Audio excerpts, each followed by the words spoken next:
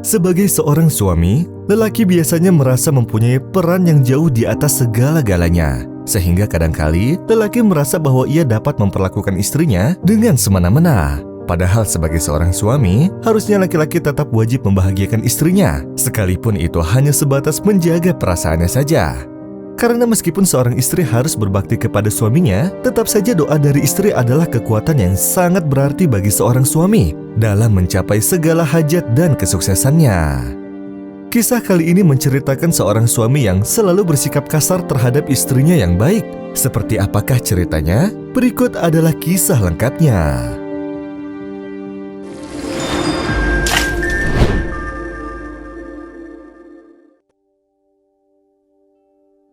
Seorang lelaki menikahi seorang wanita yang tidak terlalu cantik, tetapi ia memiliki hati yang bersih, cinta yang besar, dan ia selalu berusaha untuk menyenangkan suaminya dengan selalu berhias diri. Akan tetapi, setiap kali ia mencoba untuk menyenangkan hati suaminya, ia malah mendapati suaminya yang kasar dan selalu menyakiti hati serta perasaannya. Bahkan suatu hari, ketika ia selesai berhias diri, suaminya malah memarahi dirinya dan memintanya untuk bercermin dan melihat sendiri wajahnya.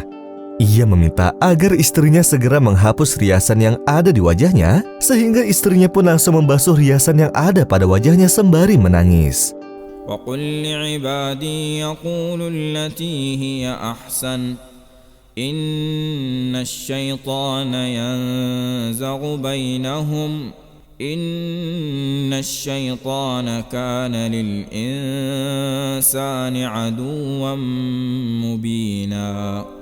Kemudian ia tidur dalam keadaan hati yang terluka akibat perbuatan suaminya. Dikeesokan harinya adalah hari di mana si suami akan mendapat pengumuman atas reward pekerjaan yang telah ia kerjakan. Ia sangat yakin bahwa ialah yang akan memenangkan penghargaan atas pekerjaan itu karena ia sudah mengerjakannya dengan sempurna. Dan ketika petugas mengumumkan pemenangnya, namanya tidak tersebut dan penghargaan itu justru dimenangkan oleh orang lain. Ia pun merasa sangat sedih sampai ia menangis dengan terseduh-seduh. Sang juara pun sampai mendengar tangisan itu dan ia berkata kepada si lelaki, "Seandainya kejuaraan ini bisa aku pindahkan dan berikan kepada orang lain, maka aku akan memberikannya kepada orang yang menangis ini. Dan aku yakin Allah akan membalas ini. Barang siapa yang memenuhi kebutuhan orang lain, maka Allah akan memenuhi kebutuhannya."